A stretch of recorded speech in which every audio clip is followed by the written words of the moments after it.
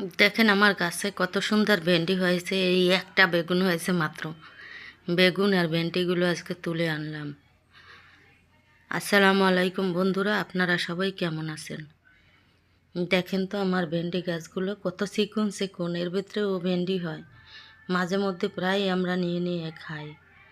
গাছগুলোয় তেমন জোর নাই, নিচের মাটিতে তেমন সার নাই, এই জন্য গাছ তেমন মোটা হয় নাই, কিন্তু ভেন্ডি হতেই থাকে। মনে হয় 3-4 দিন পর পরে নিয়ে নিয়ে খাই আমরা। আজকে ভাবলাম নিতেছি যখন, তাইলে একটু ভিডিও করে দেখাই আমার গাছগুলো কত মোটা তাজা। সেইগুলো দেখানোর জন্যই আপনাদের এই ভিডিওটা করা। আপনাদের দেখে যদি ভালো লাগে তাহলে অবশ্যই লাইক কমেন্ট শেয়ার করবেন, আমার পাশে থাকবেন, সবাই আমাকে সাপোর্ট করবেন। দেখেন এই যে কচু গাছ লাগাইছে কতগুলো, মাটি একদম শুকিয়ে গেছে, লাল মাটি তো, মাটিতে শক্তি কম, মাটিতে সার দেয়া লাগে, আবার গোবর সার আছে ওইগুলো দেয়া লাগে, দেয়া হয় না। এই জন্য এইখানে আছে কতগুলো ভেন্ডি গাছ, ভেন্ডিগুলো দেখেন বড় বড় হয়ে গেছে একদম, এগুলো আর খাওয়া যাবে না, বাতি হয়ে গেছে।